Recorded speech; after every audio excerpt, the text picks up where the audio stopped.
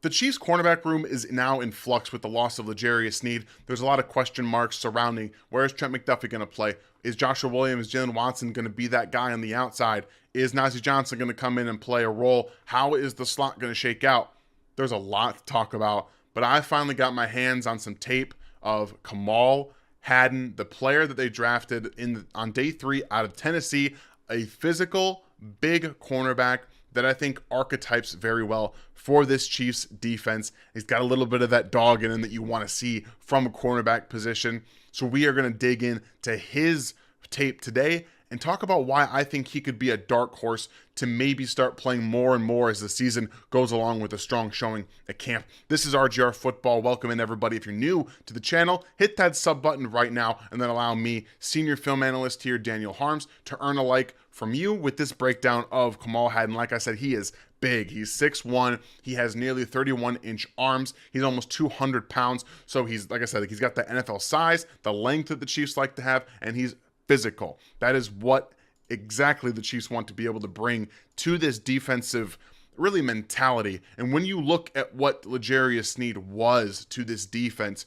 he was the guy that physically imposed himself on other players. What I like about this area of expectations for young players is that Hadden can come in and just play very loose. There's nothing really here. It's just him bodying up that receiver, looking to block him. And then as soon as that ball comes out, he pops the receiver. That's a mentality thing. You don't see everybody just come in and deliver hits all the time. Ball even comes to the ground, as you'll see here on the end zone view.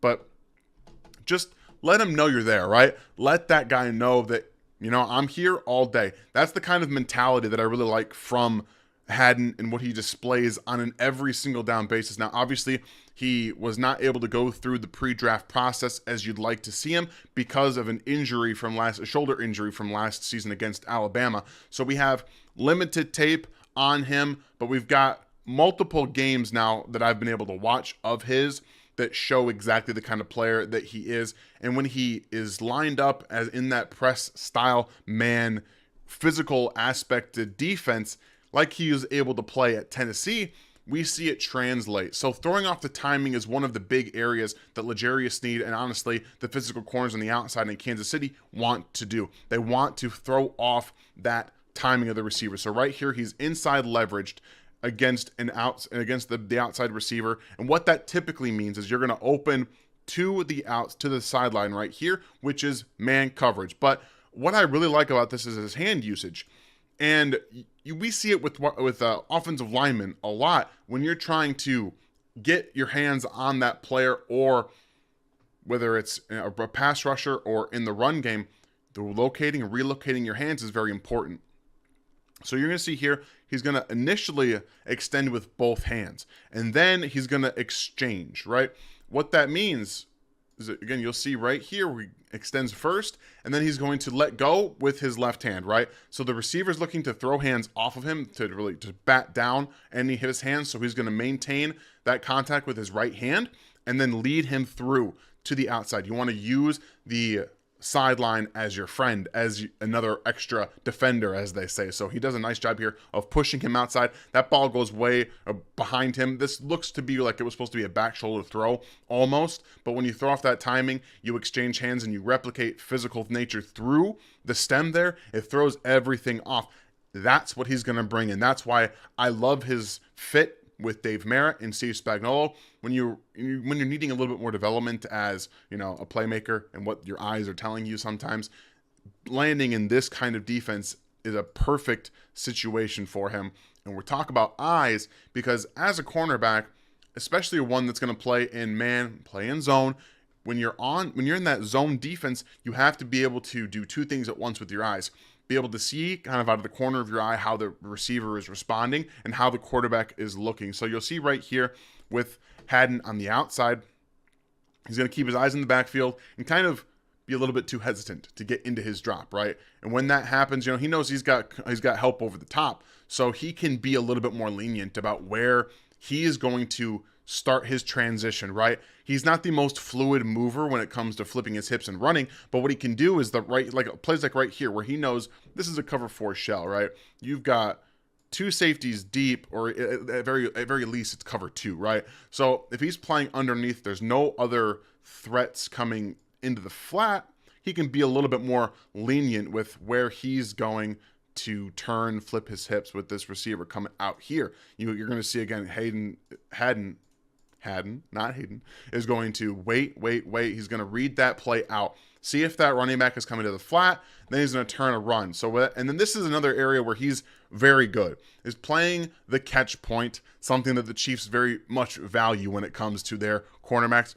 They don't really teach them to turn and look for the football. They would rather, for whatever reason, make a play on the ball at the catch point. So here, he's physical through the catch point, forcing an incomplete pass right there. And that's what you really like to see from a guy who will rely more on his recovery athleticism in zone coverage and his ability to play through the hands of the receiver and jar that ball loose. So nice job of Hadden coming through there at the catch point, putting his hand right through there and knocking that ball free. And when you have that ability to play both zone and man coverage, it gives you that versatility that the Chiefs really do pride themselves on. Because if you look at throughout the postseason, they do play a lot of physical zone coverage, and then they switched to that press man style after the 49ers were really starting to throw over the middle of the field and honestly eat up the zone that they were playing. They had the opportunity to then switch to that physical press man coverage, and it took away a lot of what the 49ers wanted to do, threw off the timing. And that's what I really like about Hadden here, is that he's willing and versatile enough to play in a man coverage, in a zone coverage based defense. And when you're instinctual and you trust your eyes, I really like what he's able to do, from just throwing off that receiver a little bit, giving him a little bit of feel and getting his depth there, but while also keeping his eyes, on the middle of the field, getting his depth and understanding that I can trigger downhill, right? He's got really nice click and close ability when he can flip his hips, get his feet downhill and into a downhill, moving, accelerating in all those different ways, shapes, and forms. He can really get downhill, and then that's what you like to see, is that understanding that ball is coming to the flat, I can flip my hips, get around. Wrapping up is going to be a little bit of a teaching aspect for him, because he will lead with his shoulder, go for underneath, and try to trip up players instead of coming downhill. He did a good job of kind of breaking down and getting ready, but got to be able to wrap up, especially in the NFL. And then I think an area that I didn't expect to see a ton of were his mirroring skills. Those are being able to read what the receiver is doing while also, basically doing what you're doing. He stays on top of the receiver here in that zone coverage. You can kind of tell it's a zone by the way he's opening up. He's opening up to the field, right? So a lot of times hips will tell you what coverage a receiver is playing. Not always. Obviously, you have zone match, man match, things like that will dictate how you treat a receiver if they cross your face. But right here, you're going to see his hips open up, and the receiver for South Carolina is going to come out and just do a nice little curl route. But he's going to stay underneath and then be able to stop with Xavier to get there, break on the football. So one of the things you're going to notice from Hadden is that he doesn't have a traditional back pedal, at least from the games that I've seen. He has more of a, I want to turn my hips and move that way, right? Keep my eyes on the quarterback. Even in man coverage, he likes to open his hips and kind of almost side shuffle, or sometimes he'll hop backward, which I'm not a big fan of. So back pedal is an aspect of playing cornerback that you actually really do need. So that's something that I really want to see him focus on. One of the things I'll be looking for at camp is to see, how he does that. But speed on the outside for him could be a little bit of a problem.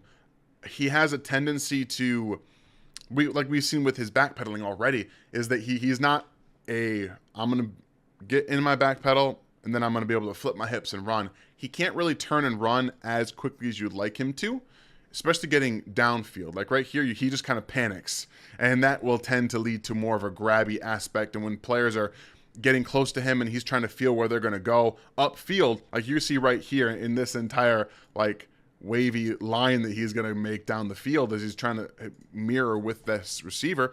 You see he stops and starts and stops and starts because he can't really predict where he's going to go. And that can lead to panicky plays, which downfield against speed, when you don't have top end speed, like, Hadden doesn't have top end speed, you can panic, you can be grabby and force those penalties.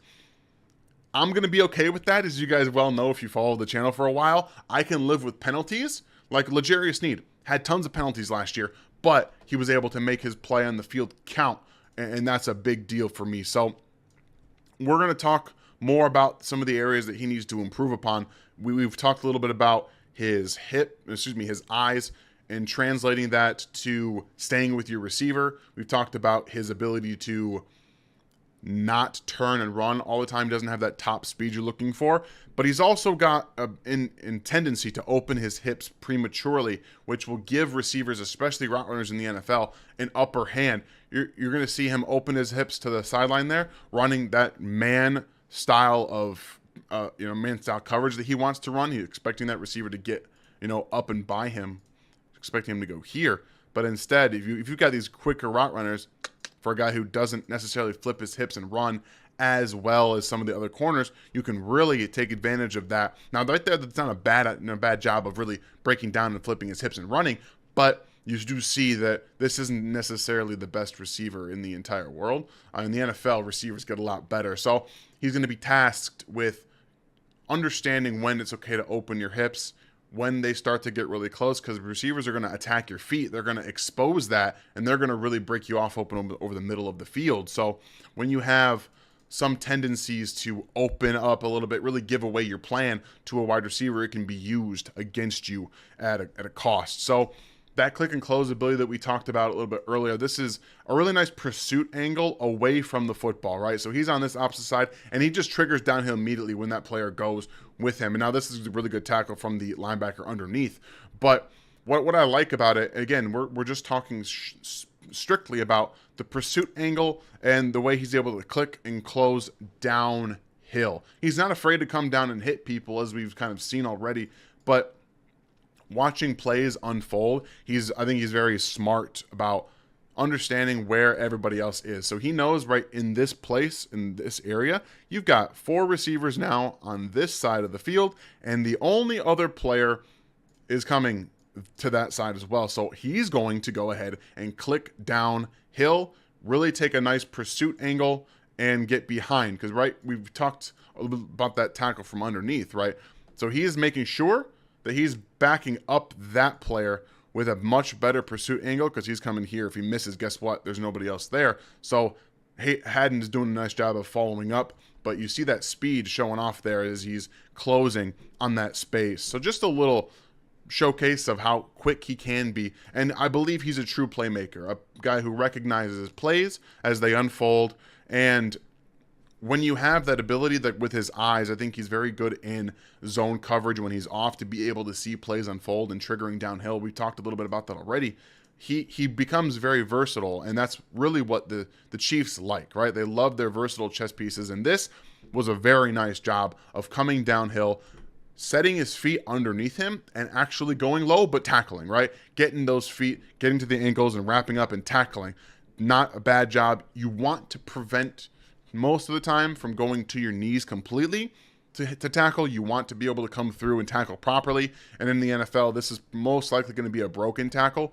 But again, he comes up through, he gets underneath that running back to be able to make a hit. So his ability to change direction, I think when he has eyes on the quarterback and get downhill that way, is good. So it's kind of more of a straight line athlete, maybe not so much side to side. Reminds me a little bit of Charvarius Ward in the sense that he's a better outside player, maybe not to the level of run defense that Charvarius Ward was, because he does struggle there at times. But I think that he brings that physical mentality. He will throw off the timing. I think he shows his hands well, and he has really good hand placement when he's playing press man coverage. And that ability to play maybe bump and run as a zone defender elevates his ability to be able to make an impact on this corner room, because I would argue Jalen Watson better in zone, Joshua Williams maybe better in man coverage, and both of them are a little up and down when it comes to playing both.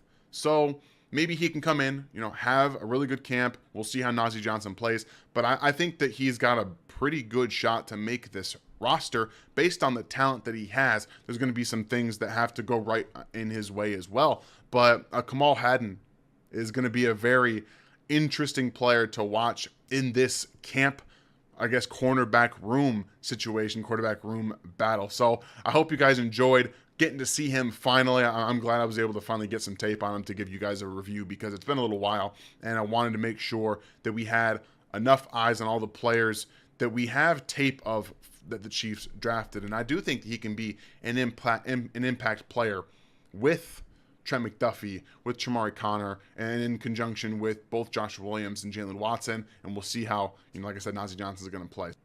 So I hope you guys have yourselves a great rest of your week. It's hot out there. Be safe, be smart, and at most have some fun. Enjoy your weekend, everybody.